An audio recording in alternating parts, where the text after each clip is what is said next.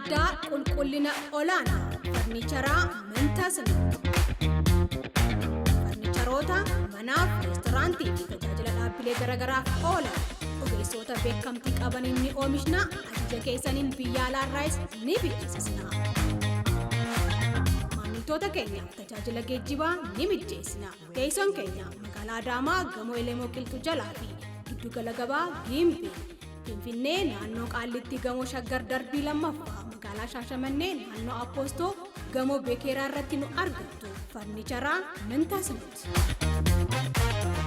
Odeeffannoo dabalataa 0911 49 17 42 fi 0911 67 65 40 nu argattu. Farniicharaa Mantasna.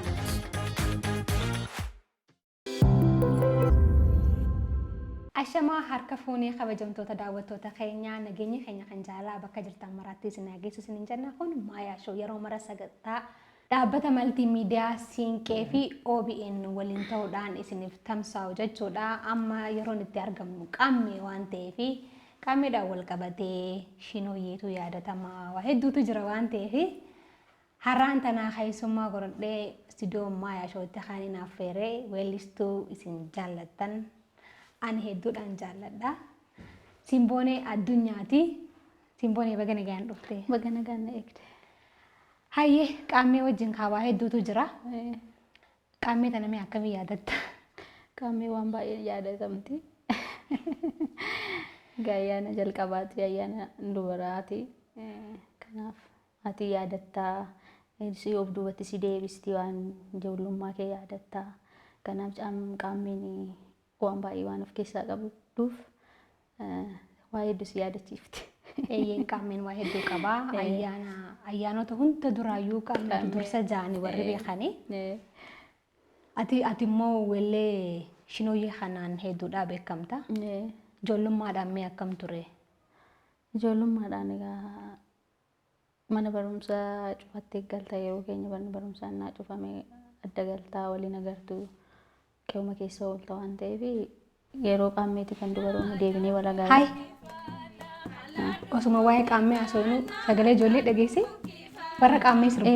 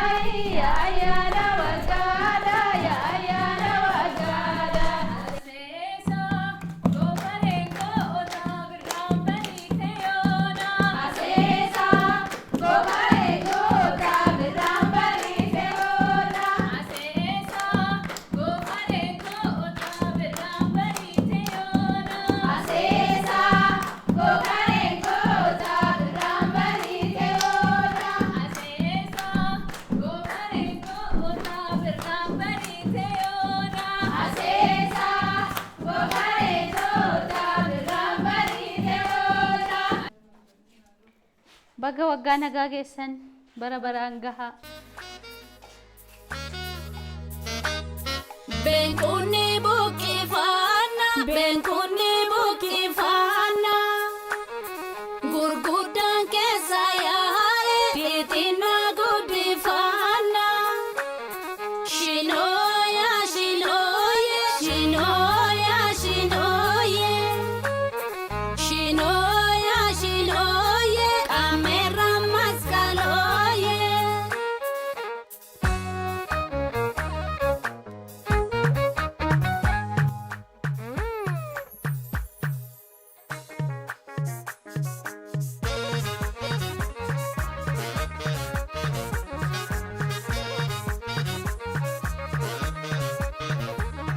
Iyo ya babo biraya dangulu.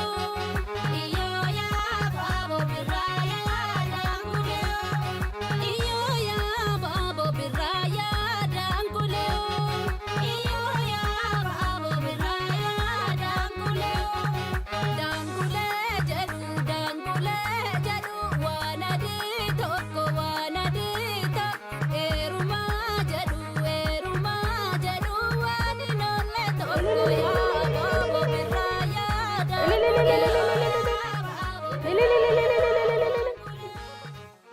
Gawgaan isinaa ga'u guddadhaa.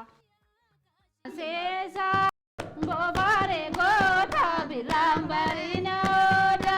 Aseesa bobaare goota biraan barinooda.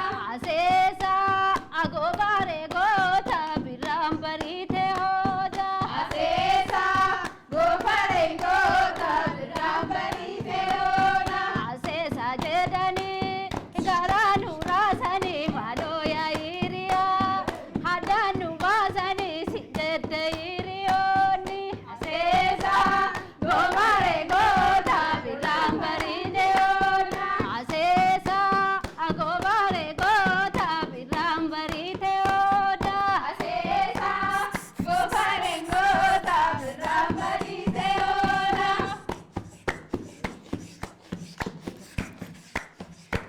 Aseesa gobaare goota biraan barite hooda. Aseesa gobaare goota biraan barite.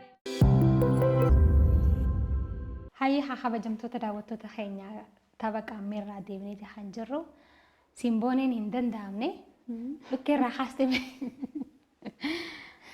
Namatti tolu.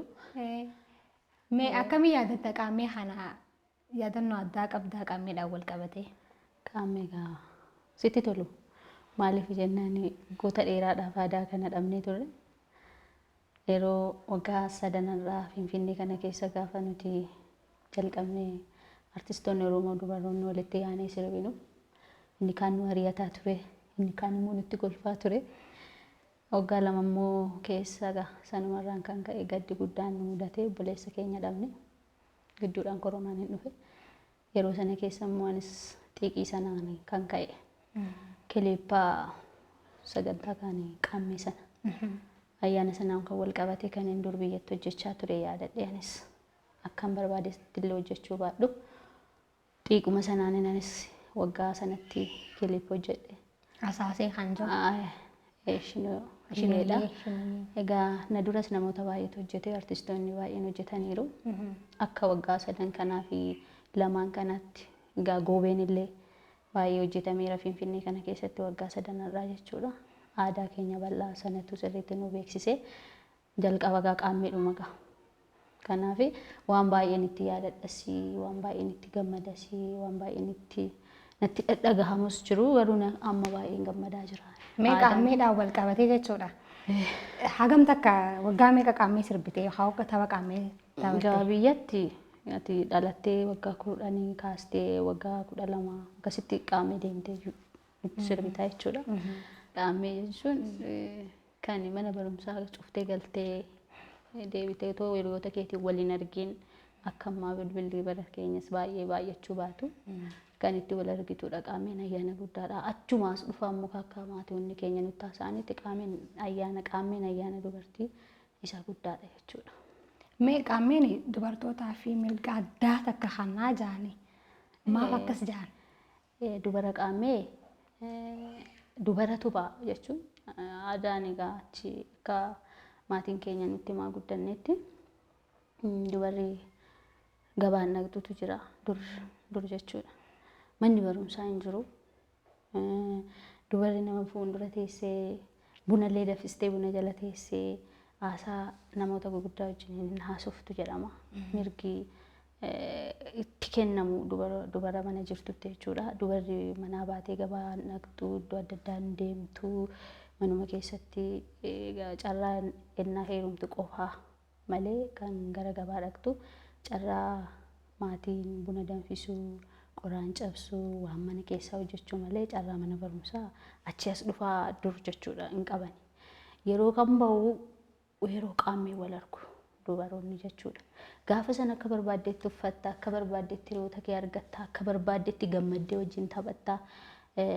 Gaafa qaamee sana ammasii bari'uttu ijoollee dharraataa, iyyaaddaa, hiriyoota kee yeroo sana wal agarta. Yeroo heerumtu immoo yeroo kadhatamte fakkeenyaaf kan gabaa dhaqxu dubaroota 3 kadhatta.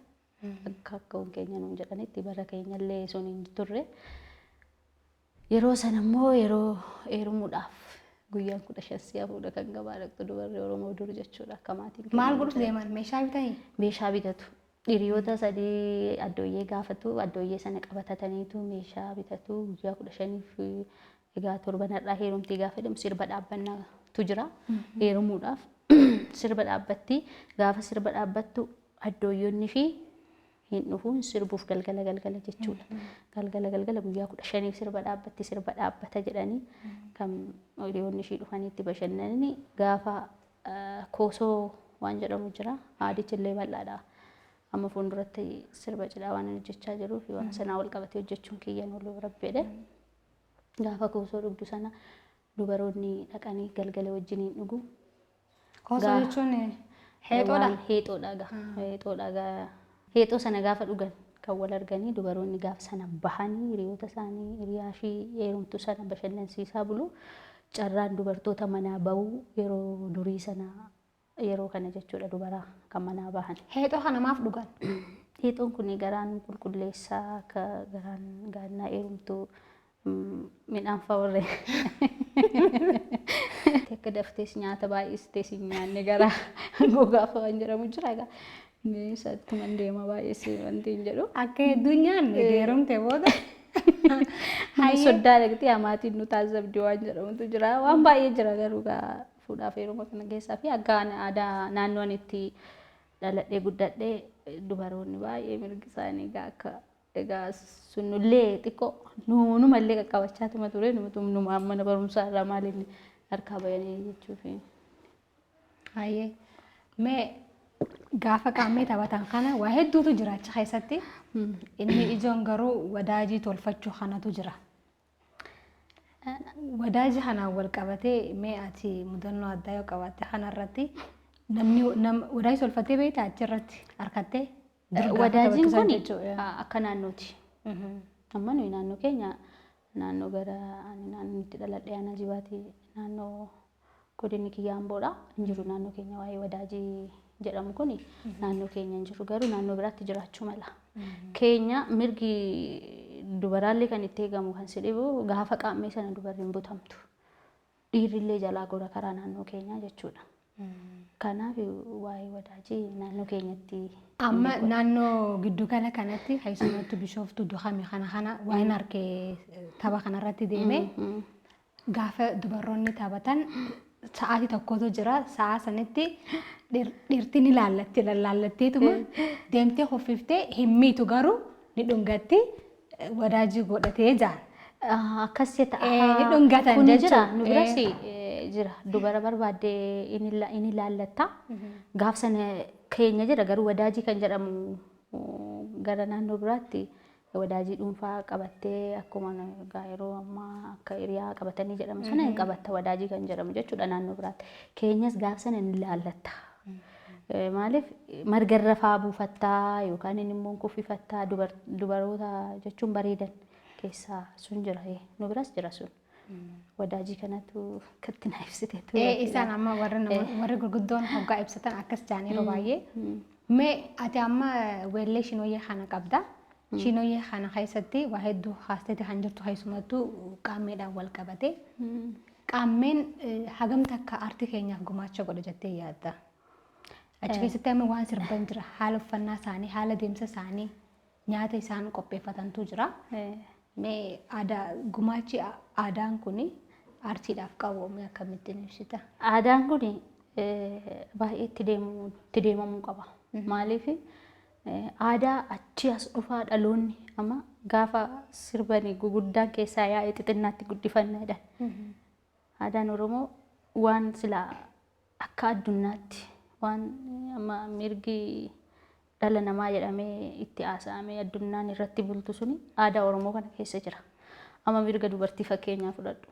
Aadaa Oromoo keessaa ka'e, qaammee irraa ka'e, atiitee irraa ka'e, jaarsa fuudhaa fi heeruma irraa ka'e. Jaarsi amma mirga dubartii gaafa jedhamu dhirsi kee biyyatti amma nuti akkatti jechuun abbaan manaa kee jechuudha. Ofii isaatiif farda haadha manaa isaa yaabbichiisaatti jala deema. Dubartiin kabajas qabdi, mirgas qabdi aadaa Oromoo kana keessatti.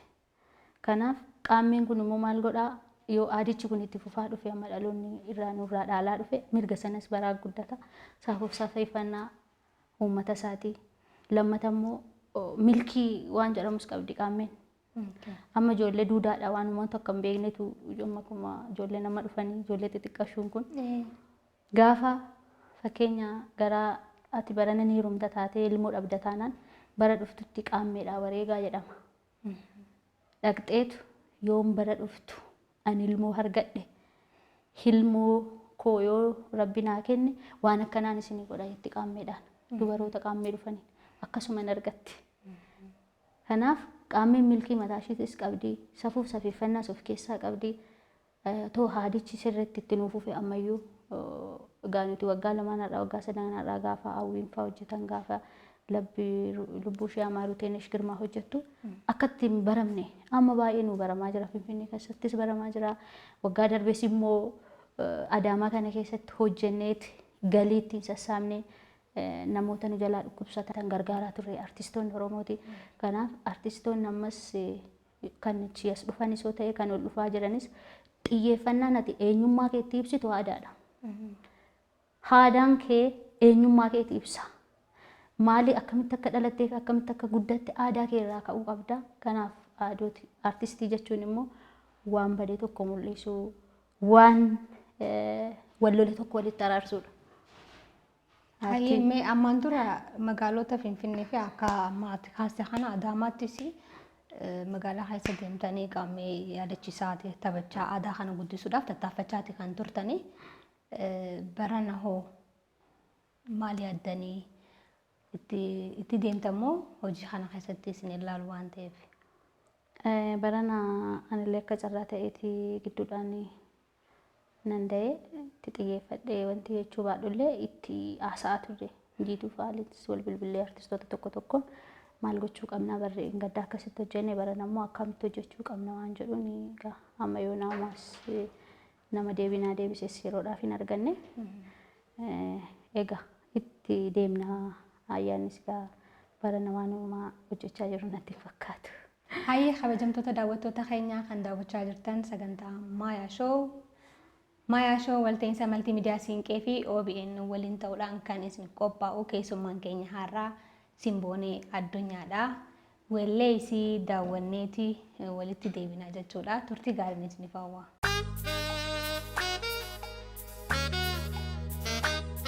Beekunni buqqifannaa, beekunni buqqifannaa, gurguddaan keessa yaa'ee fiixinaa guddifannaa. Shinooya, shinooye, shinooya, shinooye, shinooya, shinooye, qameera maskalooye.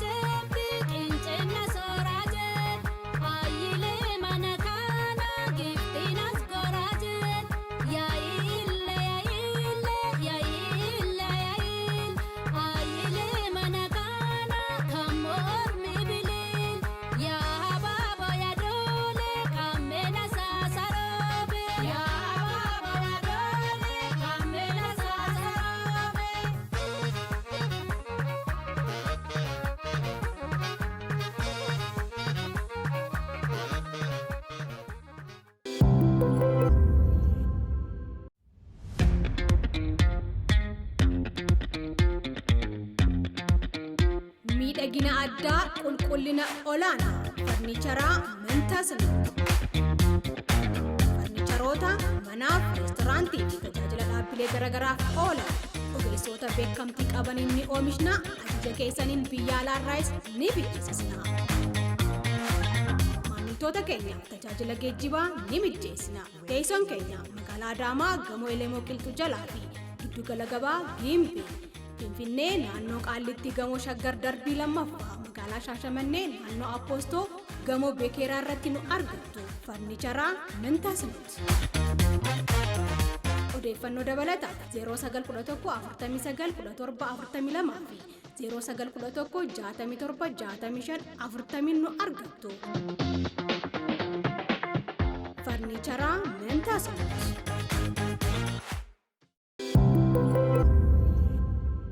Hayya kabajamtoota daawwattoota keenyaa turtii keenyaan akka bu'aaraa jirtan abdii guddaadhaan qaba. Sagantaa kana sponsora kan nuuf godhe farniichara Mantasnooti. Mantasnoo farniichar galatoomii jennaani. Turtiin keenya ammallee itti fufa. Mee amma qaamni hoggaa ka'u waa hedduutu jira haa. Yaadannoowwan hedduu jira, wanti nama qunnamu hedduu jira.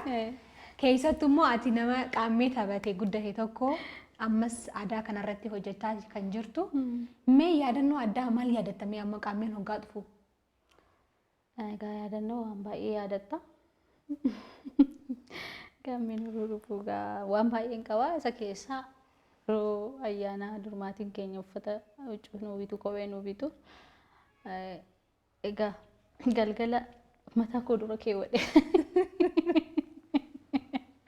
Guyyaa qaammee sana siin bari'uu beektaa ganama hiriyoota keetiin wal agarta waan ta'eef mataa dura keewwadhee hin bulle na yaadadha. Bareemoo hin bariine? Hin bariine jechaa jechuudha.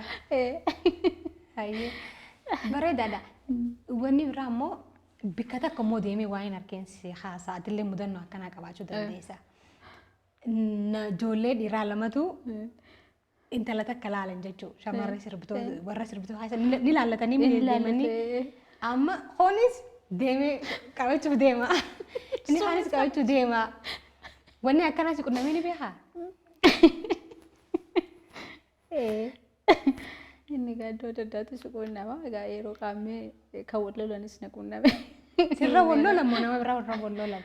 Anarrattis namoota biraarrattis ijoollee biraarrattis warra wal lolan argeera. Anatu qabata. Egaa marga sirra buusu gidduudhaa dhaqanii qabatu. Kan otoo ishiin gahiin kufes jira. Kan qabates jira. Kan wal loles jira. Kanaaf qaammee mudannoo hedduu of keessaa qabdi. Hayyee baay'ee bareedaadha. Mee ammaan dura hojiiwwan weelleedhaa namoota garaagaraa jala qabuudhaan hedduun nama hasibee kana fakkaata. Achi shinoo jedhaan dhuftee jirta. Mee amma maalirra jirta? Maal hojjechuu jirta amma? Nama hojii guutuun hojjechaa jira. Aadoleen afanii jedhee xiiqii keessa seenee itti xiyyeeffadhetu jira. Hojiin sun immoo amma hojii uummataati. Hojii uummataa kan yookaan aartiin waanuma rakkaatee waan gadi baastu miti uummatatti. Waan baay'ee of keessaa qabdi, waan baay'ee seeggatti, baasii hedduus gaafatti. Waan aadaa waan hojjettuuf aadaan sun akkamittiin uummata kanaa sirriitti ibsaa jetta. Sana wal qabatee amma eddan kilippii tokko jalqabee gara waggaa tokkoof lama ta'uuf hin deema. Sanumarra hin jira. Amma rabbi jedhee hojiidhuma guutuun hojjechuu barbaada. Kaasettuma guutuun hojjechaa jira. Amma hojii lamaan sadan tokko birraa kanatti kan hin gadhiisu jira. Kanaaf isarra hin jiraan. Baay'ee gaariidha. Mee fuulduraaf albama guutuu kanaan dhuftaa jechuudha. Hedduun isaa aadaa irratti kan xiyyeeffadhe. Aadaa ammayyoonaa kan aaduma irratti xiyyeeffadhe. Hayyee baay'ee gaariidha. Mee amma immoo hagam takka weelleen kan kenni jira, kan aadaa qabeetu jira. Weelleewwan kaan immoo hagam takka dhaggeeffattaa hanjoo kana irra kaayuudhaaf gaaffiiwwan gaggabaabaa lameen tokkoon si gaafadha. Weellistoota weellee qaammee weellisan yookaan immoo shinooyeedhaan wal qabate ta'uu danda'a. Keessaa sadii maqaa naaf dhahi. Tinish Girmaa. Hayyee. Hawwii Tazarraa. Hayyee. Jiituu Daanyee. Hayyee baay'ee bareedaadha. Kan lamataadha. Walaloo isaa qofaan siin jaa ati weellee san itti fufuu ni dandeessa. Weellee sagaleedhaan naaf weellista jechuudha. እንቁጣጣሽ ሽኖዬ ያ ሽኖዬ ቃሜ ያ መስቀሎዬ እንቁጣጣሽ ሽኖያ ሽኖዬ ቃሜያ መስቀሎዬ እንቁጣጣሽ ናና አያና ደረባ ቀረያና እንቁጣጣሽ ሽኖያ ሽኖዬ ቃሜያ መስቀሎዬ እንቁጣጣ አያና አያና ደረባ ቀረያና ربي لبوش يا مارو تينش كرمادا اي رب رحمة قولو في قامين كانان كان ندغتمني يوم متى كيس سجستشين يوم ندغتم باي بريدادا هدو غلطومي غلطومي سينسي ستنا وامتي نغافتشو كيتي في غويا بريدا كنا وجين دبرسيني واي دوداف سفوف سفيفنا اورومو في kan duubatti hafes kan fuuldura jirus kan afuuf deemu nagaafachuu keetiif hedduu galatoomii ammas nu jabaadha aadaa keessan nu deebisaa nu gaafadhaa galatoomaa isiniin jenna isinis. Hojiin harkaa qabattee kun immoo siif milkaa'ee akka wal agarru abdii guddaadhaan qaba. Waan dhaammattu yoo qabaattee ergaa baga geessanillee jala bultii ayyaana irratti sargamna waan ta'eef fuuldurri keenya biraatu jira waan ta'eef waan dhaammattu yoo qabaatte carraadhaan sakan. Egaa bara kana bara gammachuu bara jaalalaa bara tokkummaa nuuf haa godhuun jedha uummanni Oromoo bakka jirtanii kan biyya alaa jirtanis kan biyya keessa jirtan hunduma keessaniifuu barri kun bara gammachuu kun bara jaalalaa bara badhaadhinaa nuuf haa godhu isiniin jedha horaa bulaa maatiin kiyya bakka jirtan hundumattuu baga geessanii horaa bulaa isiniin jedha. Hayyee daawwattoonni keenyallee bakka jirtan maratti baga qaameedhaan geessanii kan nagayaa kan jaalalaa akka isiniif ta'uun hawwaa.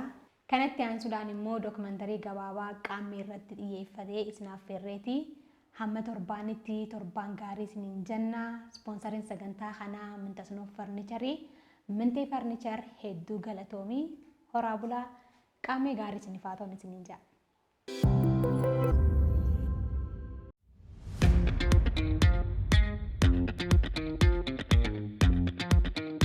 miidhagina addaa qulqullina olaanaa farniicharaa Mintasnoof farniicharoota manaaf reesturaantii fi tajaajila dhaabbilee garagaraaf oolan ogeessota beekamtii qabaniin ni oomishna ajaja keessaniin biyya alaarraas ni beeksisna maamiltoota keenya tajaajila geejjibaa ni mijeessina teessoon keenya magaalaa Adaamaa gamoo Elemoo Qilxuu jalaa fi giddugala gabaa Gimbii Finfinnee naannoo Qaallitti gamoo Shaggar darbii lammaffaa magaalaa Shaashamannee naannoo Appoostoo gamoo Beekeraa irratti nu argattu farniicharaa Mintasnoof.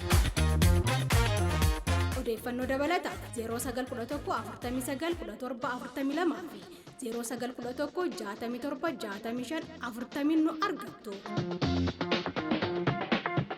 Farniicharaa Mintasnoof.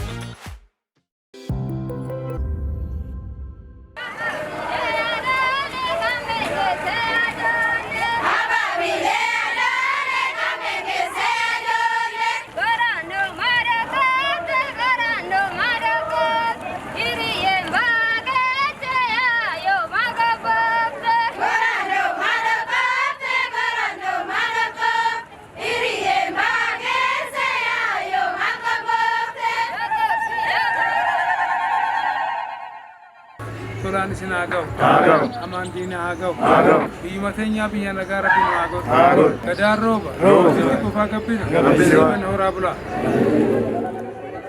Ummanni Oromoo ummata safuu sirna heeraa fi seera beeku uumaa fi uumama waliinis hariiroo cimaa qabu. Ummata aadaa fi hodaa qabu sirna dimookiraasiis addunyaaf gumaache.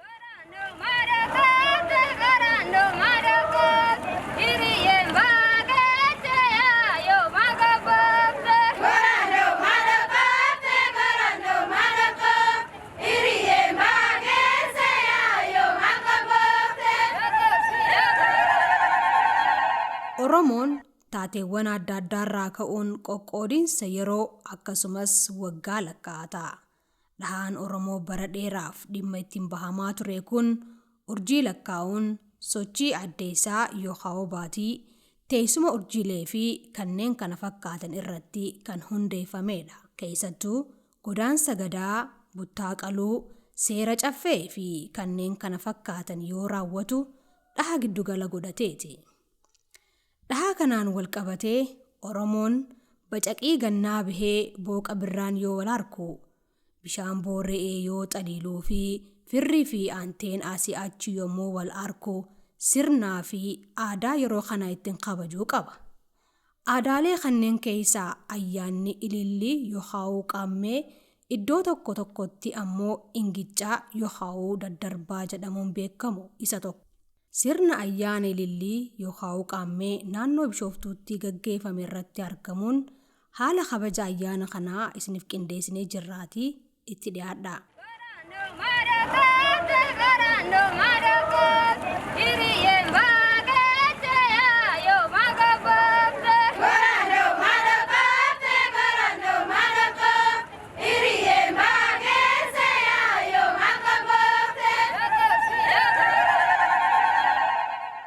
Ayyaanni kun dubartoota hin heerumiin kaadhimamanii fi baranoo ta'aniin kan gaggeeffamudha. Shamarranis hawwiidhaan eeggatu.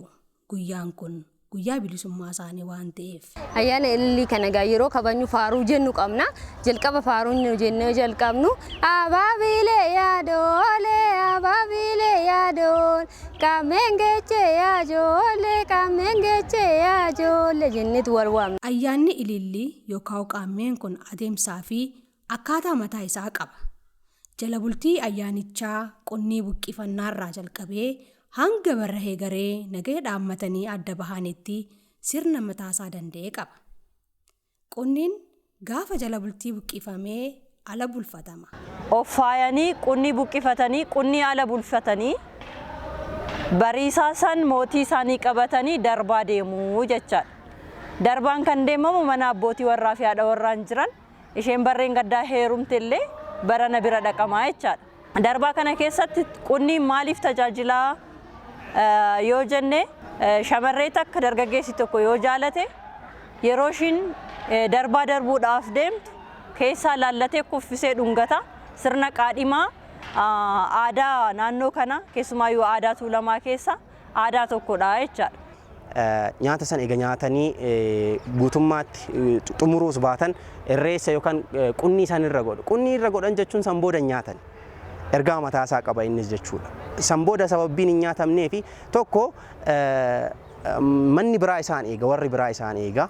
Lammata immoo dargaggeessi alaa isaan eega. Yoo isaan turanii baalli shokokse ijoollee raafuun bokokse jedhu.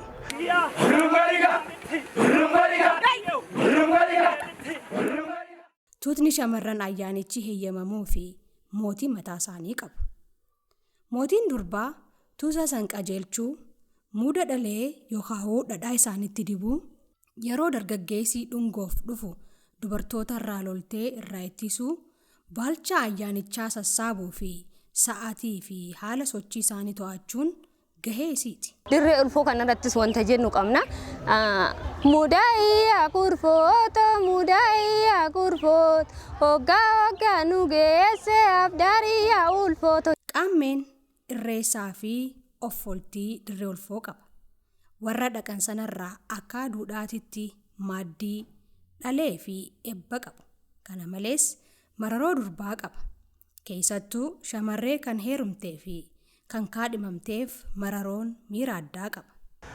Baallamii lashee coonii gurgurtee daaran baate qallooto akka loomii jedhu shamarransatu mararseeffata. Adii kool imboyini riyeeto egerees wajjin olle inni akkasitti garaa ishiin raasne jechuudha. Ittiin annu arrabsan hin qabu fakkeenyaaf amma fa'aatumaan isaanillee achumatti uumanii gochaa keenya yookaan akshinii keenya irratti hundaa'anii faaruu nu baasu jechuudha.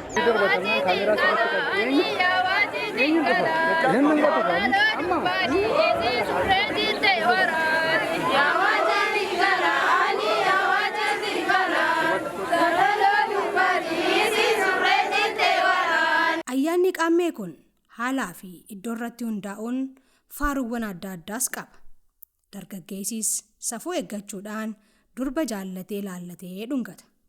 Gaafa masqalaa yookaan immoo gubaatti ammoo durba dhungate saniif kennaa addaa qopheessaaf. Gaafa ilillii yookaan immoo qaammee kana durba dhungate dargaggeessi masqalatti kennaa qopheessaaf. Kennaawwan adda addaa shaashii fa'aa qopheessaaf wajjin ragadu wajjin sirbuu.